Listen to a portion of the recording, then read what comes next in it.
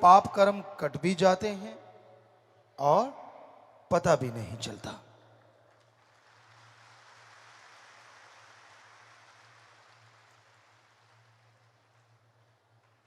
पर सत्संग को शांति से, चुपचाप, लगन से सुनना चाहिए। जो सत्संग में शोर करते रहते हैं वो खाली ही जाते हैं, उनके पल्ले कुछ नहीं पड़ता। सत्संग तो उन्हीं को फल देती है जो भावना से सुनते हैं और अमल करते हैं।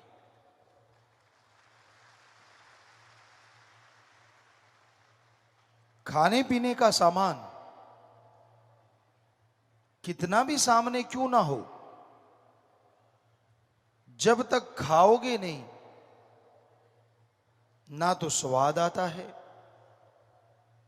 और ना ही ताकत आती है। उसी तरह सत्संग है। खाना यानी सत्संग सुनना, निगलना यानी अमल करना। पहले सुनो और फिर अमल करो तो सत्संग का फल 100% मिला करता है।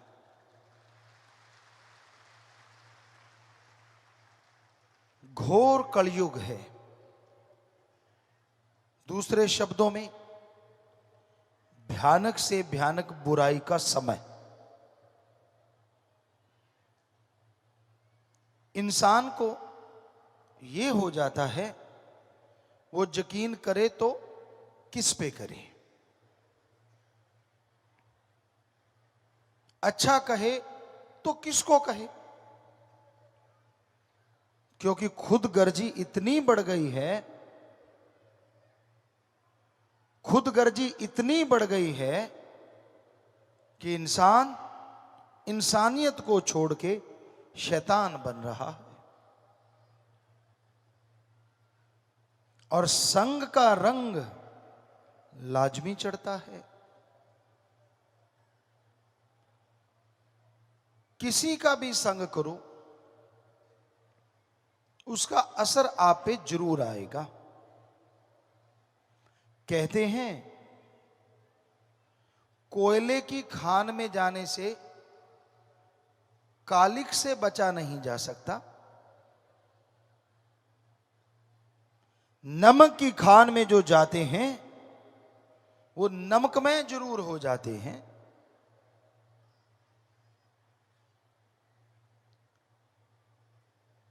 कोयल और काग एक जैसे लगते हैं पर जमीन आसमान का अंतर है। कूड़ा करकट, गोबर यहां पड़ा है, उसमें अगर फूलों के पत्ते भी डाल दोगे तो वो खाद बनेगा, खुशबूदार चीज नहीं बन सकती। इसलिए अपने आप को बचा के रखो संग से। बुराई का संग इंसान को बुरा बना देता है। यानी इंसान अच्छा चाहे क्यों ना हो, पर अगर बुरे लोगों का संग करेगा, बुरे लोगों की सोहबत करेगा तो लाजमी बुरा बन जाएगा।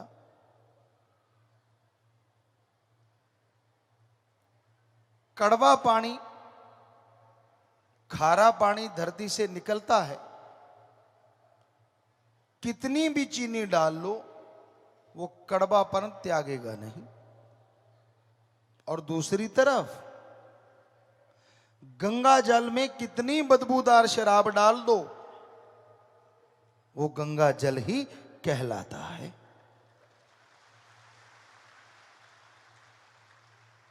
इसलिए संग हमेशा अच्छा करो,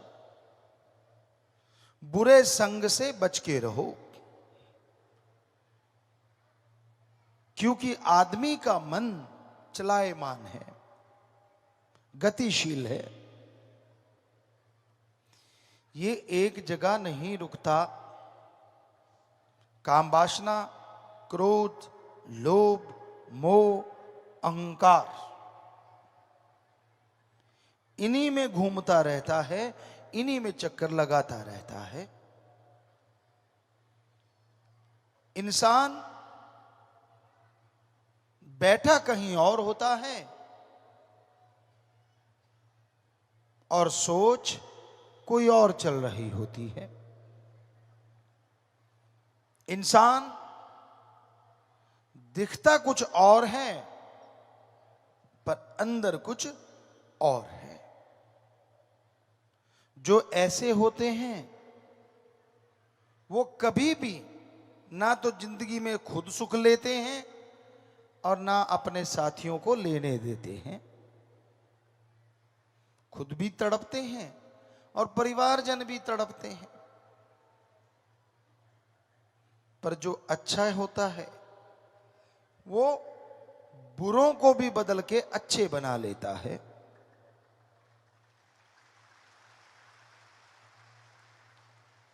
इसलिए संग सोहबत हमेशा अच्छे लोगों की करो।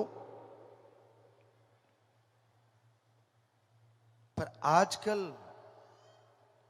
लोगों को चस्का बहुत पड़ा हुआ है। सामने दो लोग बातें करते हैं और तीसरे जो दूर से देख रहा उसे होता है यार मुझे पता चलना चाहिए वो कर क्या रहे हैं। और कईयों को आदत होती है, कमरे में कोई बात कर रहा है, उसका कान कमरे के गेट पे लगा हुआ है, अंदर क्या चल रहा है। जिज्ञासा गलत नहीं, पर जिज्ञासा को बुराई की तरफ ले जाओ तो वो बुद्धि बुरी बन जाती है, और इसी को अच्छी तरफ मोड़ लो तो भगवान से भी मिला सकती है। क्योंकि जितनी जिज्ञासा होगी, जितनी श्रद्धा, जितनी तड़प होगी, उतनी जल्दी ही अल्लाह वाहिगुरु राम मिला करते हैं।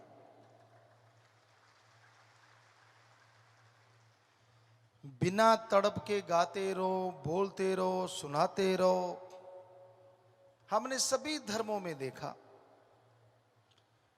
कईयों में देखा सज्जन सुना रहे होते हैं, मुंह जवानी सुनाते हैं, लेकिन उनकी निगाह भगवान अल्लाह राम पे नहीं होती।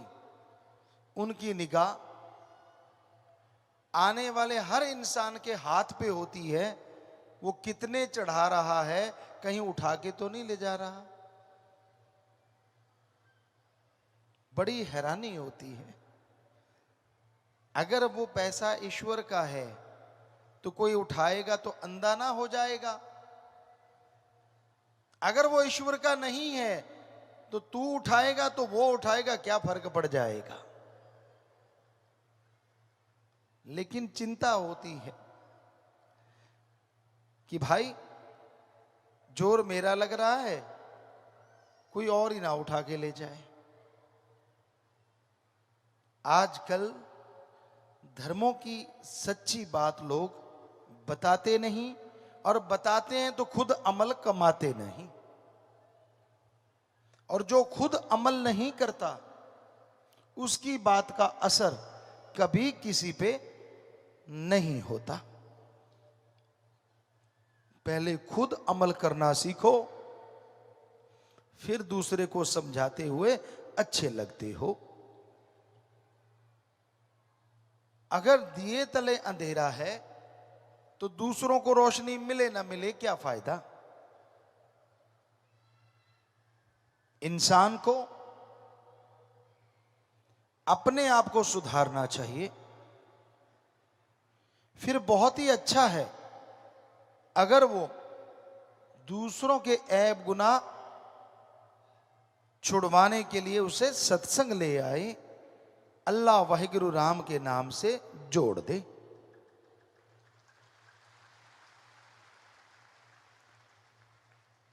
वेद ग्रंथों में लिखा है, इस कलयुग में बुरे कर्म करने वाले को अगर आप अल्लाह वाहिगुरु राम से जोड़ोगे, उसकी बुराइयां छुड़वा दोगे, तो जिस तरह कोई कटते हुए जीव को, गऊ को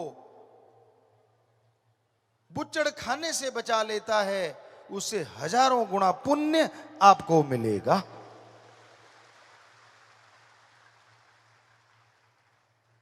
इसलिए जितना हो सके ज्यादा से ज्यादा ये कर्म कमाया करो। यानी आपके इर्द गिर्द जो नशे में धुत रहते हैं, जो बुराइयों से जुड़े हुए हैं, जिनका पेशा गलत कर्म है, उन्हें राम नाम से जरूर जोड़ा करो। भगवान की तरफ से वो खुशियां तो मिलेंगी, क्योंकि उसके बिछुड़े हुए बच्चे को आपने उससे मिलाया, पर उस आदमी का परिवार, जो आदमी सुधर गया, सारी उम्र आपको दुआएं देता रहेगा कि भाई आपने उनकी जिंदगी बदल दी, नरक से स्वर्ग बना दिया घर को। नरक कोई अलग नहीं होता। यहां नशा करते हैं या मांस खा खा के हड्डियां इधर उधर फेंकते हैं या उल्टियों के तालाब बन जाते हैं, वही नरक होती है। और कहां वहीं पे खुशबू होती है, अल्लाह वाहिगुरु राम के नाम की चर्चा होती है, बड़े छोटों का प्यार और छोटे बड़ों का सत्कार करते हैं, यही स्वर्ग होता है। अगर यहां नरक भोग रहे हो तो अगले स्वर्ग की उम्मीद ना करो। अगर यहां स्वर्ग बन गया तो अनामी की उम्मीद करो, ताकि आवागमन खत्म हो जाए। सत्संग में आने से गम, चिंता, परेशानियां मिट जाया करती हैं। सत्संग में आने से इंसान को सोझी आती है, समझ आती है, और सत्संग में आके सुमरण करके अमल करने से हर धर्म के पवित्र ग्रंथ की समझ आनी शुरू हो जाती है। इसलिए सत्संग सुनो और उस पे अमल किया करो। जब तक आप सुनते नहीं, अमल करते नहीं, तब तक आप कोरे यानी खाली रहते हो। बिन अमलों के आलमा इल्म निकम्मा सारा, बिन अमलों के आलमा इल्म निकम्मे सारे, कोई अमल कमा ले तू, अगर जश लेने मालिक द्वारे, अगर जश लेने सतगुरु द्वारे। तो संग अच्छा करोगे तो समझ आएगी। सत्संग करने से जन्मों जन्मों के पाप कटते हैं और इस जन्म के किए हुए बुरे कर्म खत्म होते चले जाते हैं। इसलिए राम नाम के पुजारी बनो, अल्लाह वाहिगुरु का नाम जपो, परम पिता परमात्मा से अव्वल प्रेम रखो, क्योंकि वो एक ऐसा यार है, उससे यारी लगा ली, आप छोड़ोगे तो भी वो आपको नहीं छोड़ेगा। और वो ऐसा पक्का दोस्त है, बेस्ट फ्रेंड है, यही नहीं अगले जहान में भी आप पे विपदा नहीं आने देगा।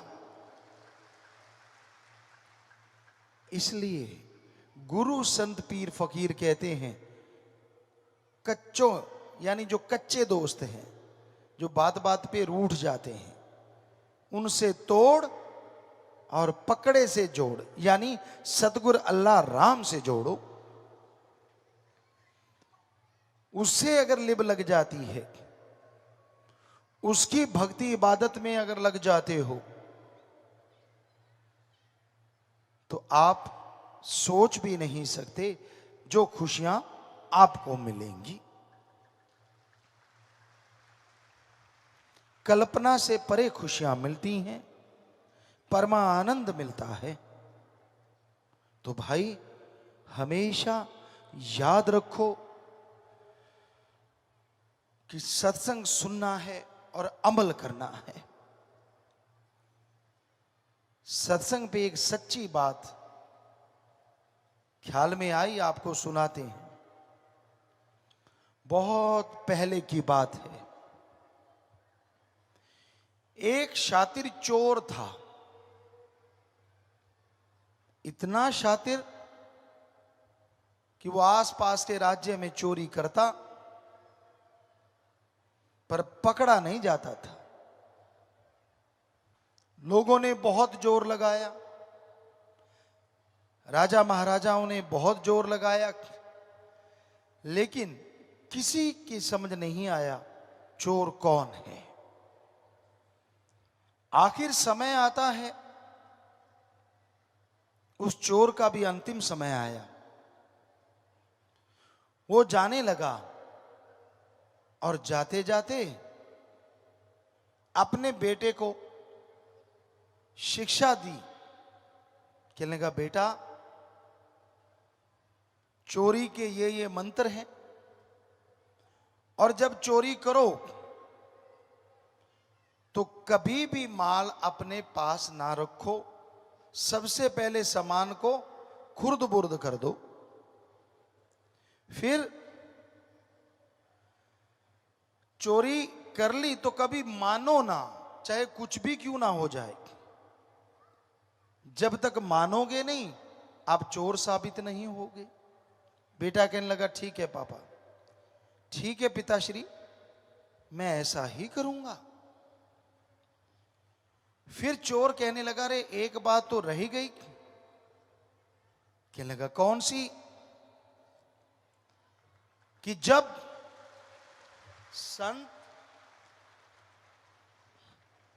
संत पीर फकीर की कहीं सत्संग हो तो उसमें मत जाना। अगर चले भी गए तो संतों की बात कभी ना सुनना। चोर का बेटा कहने लगा, ठीक है पिता, और वो चोर मर गया। अब चोर के बेटे ने चोरियां शुरू कर दी, पकड़ा नहीं गया। लेकिन एक दिन बादशाह का खजाना हीरे जवाहरात चुरा के भाग रहा था, तो सैनिकों की निगाह में आ गया। सैनिक पीछे पड़ गए, वो भाग रहा है। भागते भागते उसने देखा नगर में बड़ी धर्मशाला है और उसमें लोग बहुत जा रहे हैं, तो वो भी उनके साथ हो लिया। और पिता का बताया मंत्र, हीरे जवाहरात एक बहन को देख के ये भोली भाली लगती है, उसके बैग में डाल दिए और खुद सबके साथ अंदर जाके बैठ गया। जब अंदर जाके बैठा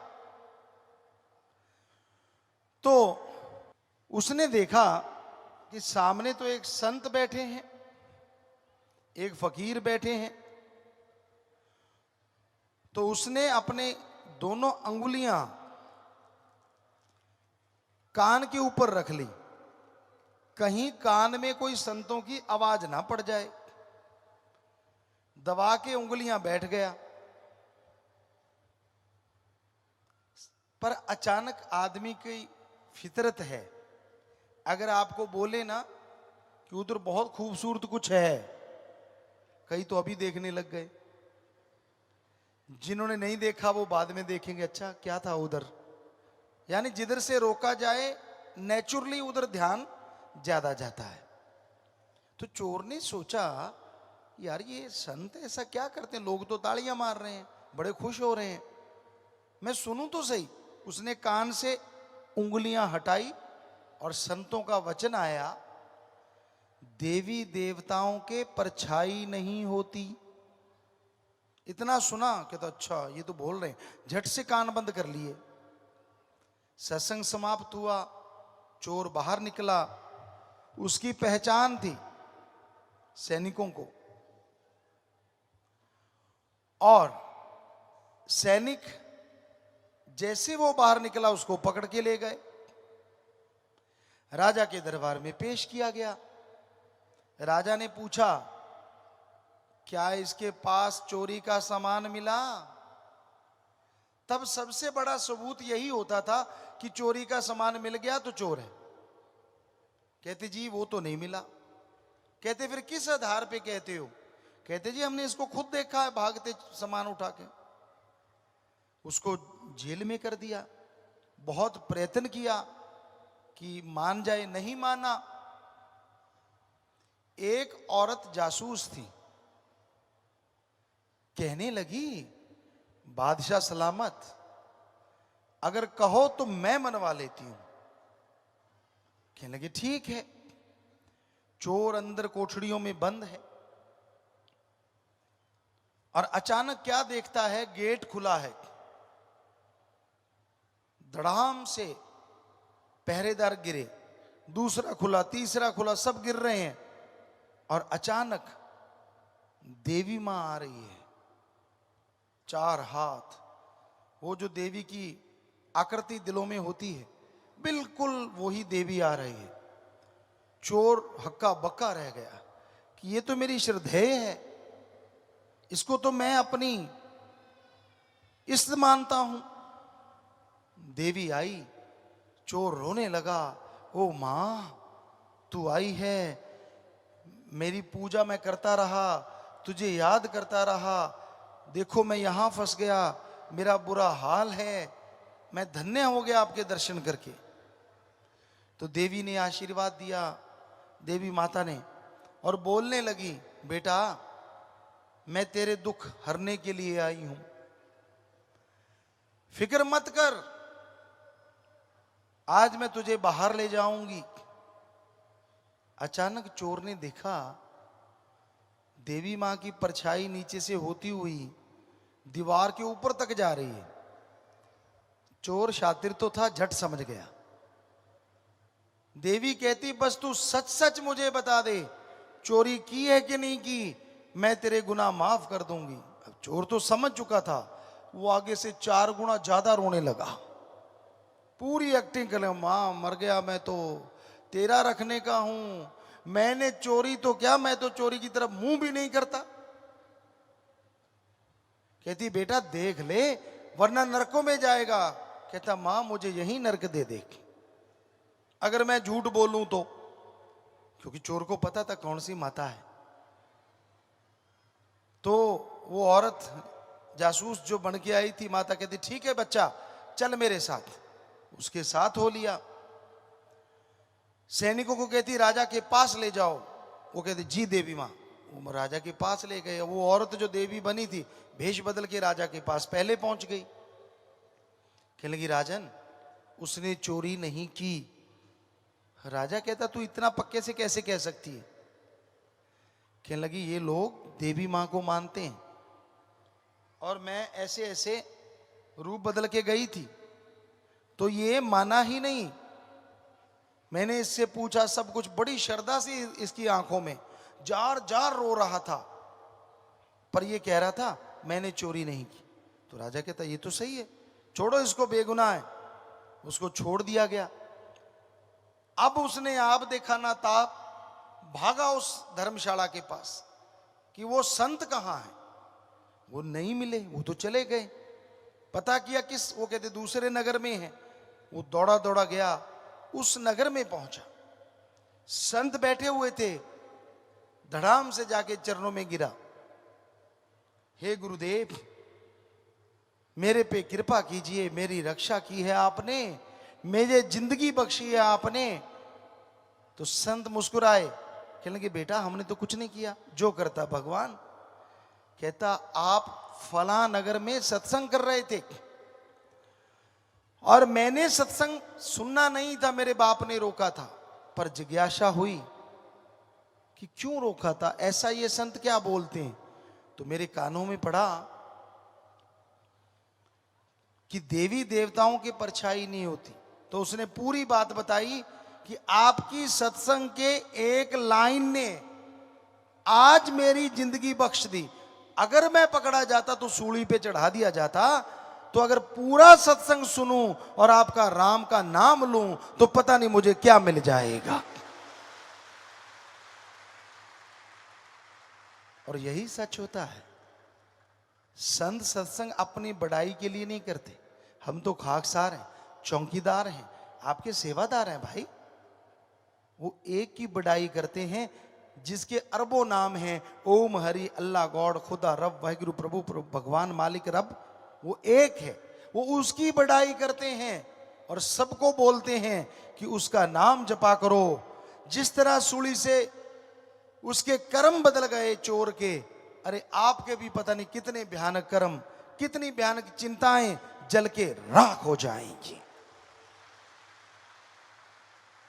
क्योंकि वो भगवान, वो प्रभु, वो परमात्मा दया का सागर है, रहमत का दाता है। वो इतनी रहमतें बख्शता है, इतनी दया में करता है कि उसकी कल्पना भी आप नहीं कर सकते।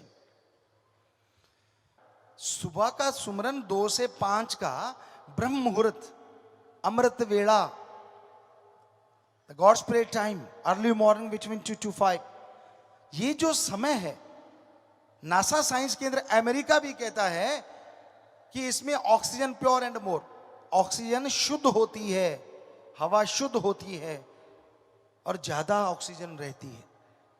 तो इसलिए वैसे समय तो यही बढ़िया है, पर जब जागो तभी सवेरा, जब जागते हो तभी सिमरन कर लिया करो भाई। पर कई तो सोते रात के 2 बजे स्कीम शुरू होती है कि सोएं क्या, 3-4 बजे जाके सोते हैं और सूरज बेचारा चीखे मारता है तब जाके उठते हैं, यानी दोपहर हो जाती है जब। तो ये अजीबोगरीब सोने का टाइम है, अजीबोगरीब ये कलयुग है।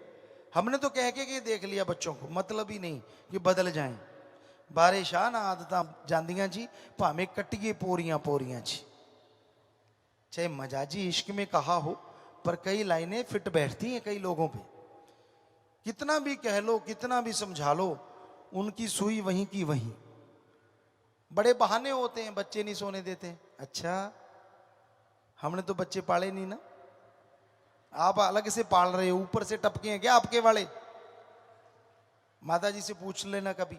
हम बच्चे हमारे भी तो थे, लेकिन सही 7 बजे सारे खाना खाते थे, वो भी खाते थे। 9 बजे सब लोग सो जाते थे, वो भी सोते थे। 4 बजे हम लोग उठते थे, 5 बजे सुबह वो उठ जाया करते थे। आपके वाले कोई एलियन है क्या जो ऊपर दुनिया से आए हैं? नहीं, सोना खुद ने गलत होता है और दोष बच्चों को। जब उसको सोने ही नहीं दोगे बेचारे को, क्योंकि आपको होता है मैं जब सोऊं तब वो सोए, टाइमिंग सही रहे, तो ये गलत काम ना करो, बच्चों को भी बिगाड़ते हो, खुद भी बिगड़ते हो। सो सही टाइम पे सोया करो, सही टाइम पे उठा करो। अच्छे हैं जो बच्चे सही टाइम पे उठते हैं, क्योंकि आयुर्वेदा कहता है रात का भोजन सूरज रहते रहते करो तो बेस्ट है। बैक्टीरिया वायरस नहीं होते, साइंस को चैलेंज करते, चाहे आप जाके पढ़ लो, साइंस में भी यही मिलेगा जो आयुर्वेदा में लिखा है। क्योंकि जैसे जैसे रात बढ़ती है बैक्टीरिया वायरस भी बढ़ते हैं। पर आज वालों का तो डिनर ही होता है 12-1 बजे। चक्कर तो ये है ना, रात की रोटी तो किसी को आती ही नहीं, डिनर गांव वाला कहते कहते ले अनपढ़ गवार। तो सुबह लोग जल्दी इसलिए लेते थे कि सुबह दूध ताजा निकलता था और उसको जल्दी जल्दी ले लेते थे। दूध अगर बिना उबाले घंटा 2 घंटे 3 घंटे पड़ा रहे तो उसमें बैक्टीरिया वायरस बढ़ जाते हैं। उसको जहां तक हो निकलते ही जल्दी से पियो, अदरवाइज उसको उबाले देके रखो ताकि वो चीजें उसमें पनपे ना, ये जरूरी होता है। पर कई कुड्र साहब होते हैं, वो कच्चा ही रख लेते हैं और फिर बीमार होते रहते हैं, कभी पेट खराब, कभी उल्टी आ गई, कभी कुछ हो गया, तो फिर कहते यार दूध में कुछ डाला तो नहीं। डाला नहीं, तूने डलवाया है। तो इसलिए ये चीजें ख्याल में रखनी चाहिए। तो सत्संग में आपको दुनियावी चीजों का भी मुफ्त में ज्ञान मिल रहा है भाई।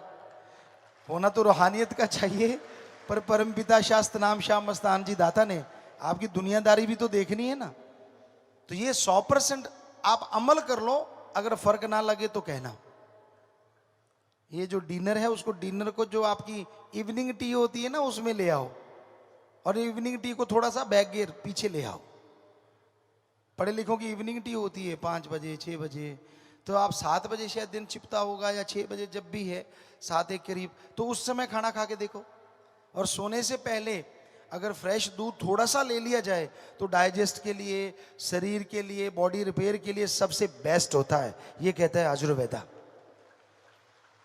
सो भाई, आप उस परमपिता परमात्मा की औलाद हो, और जो उसकी औलाद है वो फकीर की औलाद पहले होती है। इसलिए माँ बाप को अपने बच्चों का फिक्र होता है, हमें आपका फिक्र है, चाहे सफेद दाढ़ी है आपके चाहे काली है, हमें आपका फिक्र है। आपको कोई रोग ना लगे, आपको कोई परेशानी ना आए, आपको कोई टेंशन ना आए, आपको कोई तकलीफ ना आए, हमेशा यही ख्याल रहता है। आप कोई गलत कर्म ना करें जो आगे भोगने पड़े आपको। इसलिए सत्संग में हर तरह की बात आपकी सेवा में अर्ज करते रहते हैं। कहते हैं जी आयनु क्षामदित, कहते हैं मोस्ट वेलकम। और यहां सेवादार बैठे हैं, पहले उस परमपिता परमात्मा शास्त्र नाम श्याम मस्तान दाता रहबर ओम हरि गौर खुदा रब के चरण कमलों में आपकी हाजिरी लगवाते हैं जी। शास्त्री धाम शाश्वत सतनाम जी धाम सरसा हरियाणा, बहुत सेवादार वहां बैठे हैं, अलग अलग समितियों के सेवादार हैं। सबको बहुत आशीर्वाद, आशीर्वाद मालिक खुशियों से नवाजे। आशीर्वाद जी, हाथ नीचे कर लो बेटा, आशीर्वाद। शास्त्र नाम जी सचखंड धाम चचिया नगरी हिमाचल प्रदेश जी, बहुत आशीर्वाद बेटा, आशीर्वाद आशीर्वाद। वहां भी हिमाचल में भी काफी सेवादार बैठे हैं, बहुत आशीर्वाद। और पौंटा साहब, ये भी हिमाचल प्रदेश में, वहां भी सेवादार काफी बैठे हैं। सबको बहुत आशीर्वाद बच्चों, बहुत आशीर्वाद। और यहां पे भी सेवादार हैं, तो सबको बहुत आशीर्वाद, आशीर्वाद, बहुत आशीर्वाद, आशीर्वाद बेटा।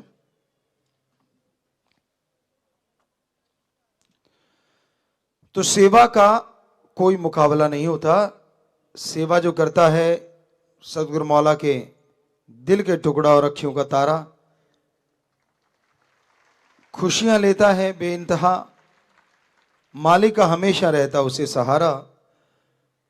धन्य वो माँ बाप, धन्य वो परिवार, धन्य वो कुल। यहां आता है सेवादार, मालिक से प्यार करने वाला, और समुद्रों की समुद्र खुशियां बढ़ती ही जाएंगी ज्यों ज्यों सेवा का करता जाएगा। एक एक कदम, एक एक दिन आप लगाएं, एक एक मिनट आप लगाते हैं, मालिक उसके बदले में खुशियों से माला माल लवरेज करते जाएंगे, कोई कमी आने नहीं पाएगी। आशीर्वाद आशीर्वाद। बस कुछ एक बातें कोशिश किया करो, कम से कम सेवादार 15 मिनट सुबह 15 मिनट शाम को सुमरन जरूर किया करो, भक्ति किया करो, कम से कम। हाँ जी, और कोशिश किया करो खाने के बाद सुबह शाम 1 किलोमीटर चाहे घर में घूमना पड़े। दीनता नम्रता रखा करो, नंबरों के चक्करों में नहीं पड़ना, और दृढ़ यकीन रखना जैसे पहले सेवादार ने रखा है। किसी भी कोई ये नहीं कहे कि भैया आपके सेवादार बिकाऊ हैं, तो ये इस पे दृढ़ यकीन का नारा लगा के हाथ नीचे कर लो, मालिक खुशियां दे।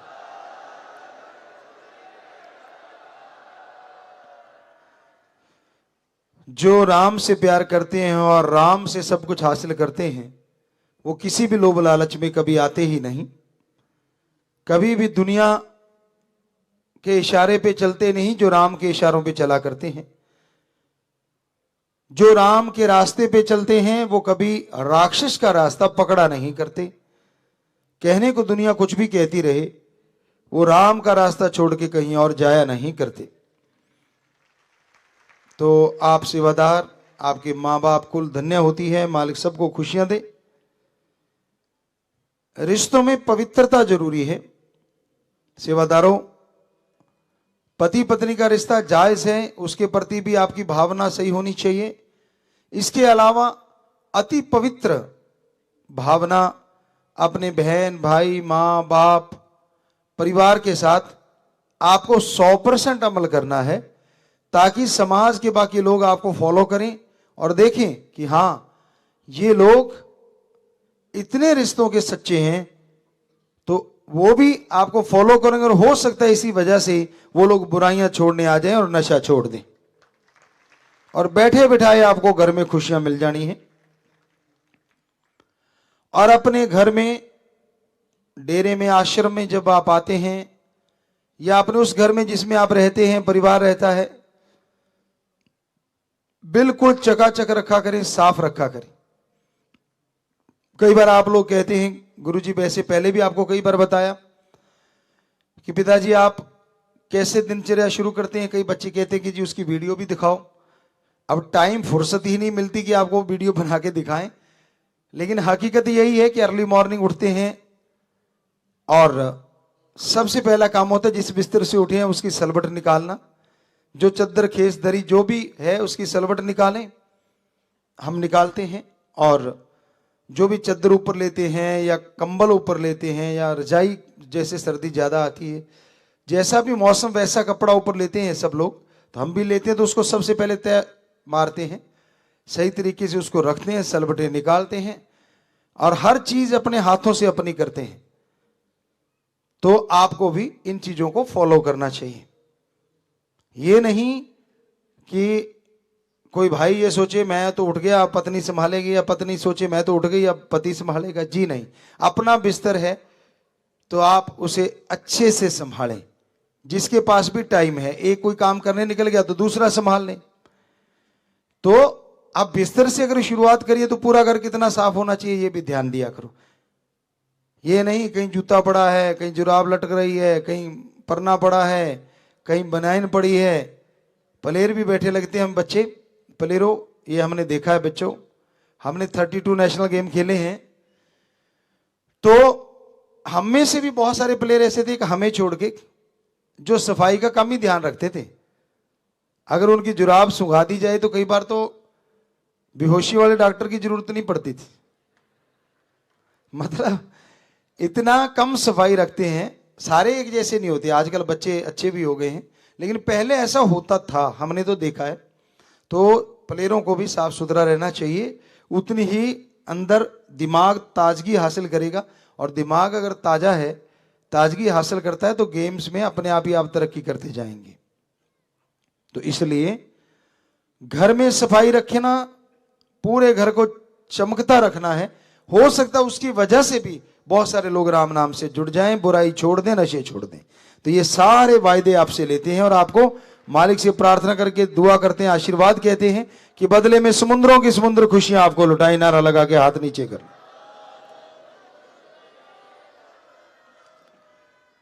तो ये वो वायदे थे और आपने सेवा नहीं छोड़नी होती, आप अपनी सेवा पे पक्के रहना है। और ये दर शास्त्र नाम शाह मस्तान दाता रहबर का जो सच्चा सौदा है, सदगुरु से प्रीत लगाई है। किसी आदमी के कहने से अगर टूट गई तो कैसी यारी है। सतगुर पीर फकीर कभी किसी का बुरा नहीं सोचते, कभी किसी का बुरा नहीं करते, सबके लिए दुआ में हाथ उठाते हैं, बद्दुआ नहीं देते।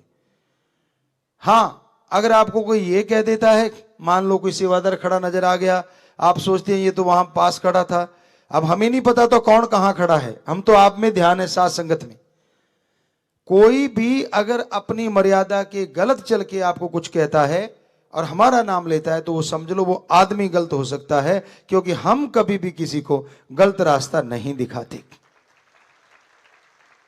हमारा काम तो निस्वार्थ भावना से प्रेम करना, सबको बेगर्ज प्यार करने की शिक्षा देना, सर्व धर्म सर्व जात का भेदभाव ना करके सबको एक समझना और सबका 100% सत्कार करना, ये हमारे असूल हैं, 1948 से लेके अब हैं और चलते रहने हैं।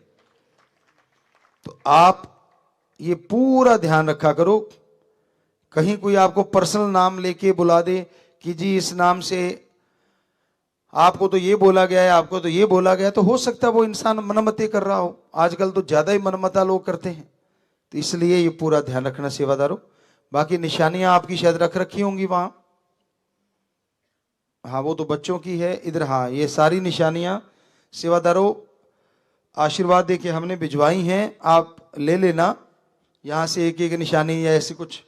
और अब तो सामने ही है, हमारी निगाह फकीरों का आशीर्वाद होता है, या निगाह से दृष्टि से बन जाती है तो सारों पे ही आशीर्वाद हो गया राम जी से प्रार्थना करके। तो आपने ये निशानियां लेनी है।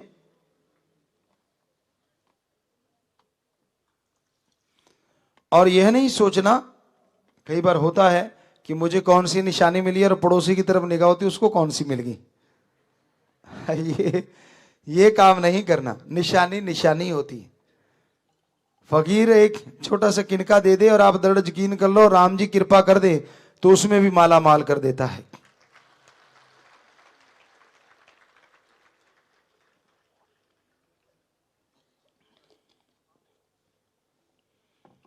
तो बाकी आपको अब ये निशानी थोड़ी देर में देंगे। प्रसाद भी रखा होगा, यहां भी रखा होगा जी। प्रसाद बन गया बेटा, हाँ जी, जो भी आपने रखा है ले लेना, और जिसको जिसकी जरूरत है वो जरूर ले लेना आशीर्वाद। और उधर भी हिमाचल में भी साथ संगत के लिए प्रसाद रखा होगा जी। प्रसाद बन गया बेटा, आप भी साथ संगत को देना, और जिसको नहीं मिला प्रसाद उसको वो प्रसाद भी दे देना, आशीर्वाद आशीर्वाद। तो ये वहां सेवादार जो बैठे हुए थे अब भी जुड़े हुए हैं, तो आप जुड़े रहिएगा। हाँ जी, पौंटा साहब में भी आपका भी प्रसाद बन गया बेटा जी, हाँ जी हाँ जी हाँ जी, वहां भी हो गया, आशीर्वाद आशीर्वाद। तो मालिक का नाम सुखों की खान और सेवादार होते हैं महान। सेवा किसे कहा जाता है? अपनी किसी से सेवा ना करवाओ, यह भी एक सेवा है। बहुत लोग होते हैं जो पानी का गिलास उठा के भी खुद नहीं पीते। बहुत से लोग ऐसे होते हैं जो कोई भी चीज उठाना पसंद नहीं करते। तो ये कोई सेवा का तरीका नहीं होता। पहले अपनी तरफ से शुरुआत कीजिए कि मालिक ने हाथ पैर चला रखे हैं तो किसी के मोहताज मत बनिए।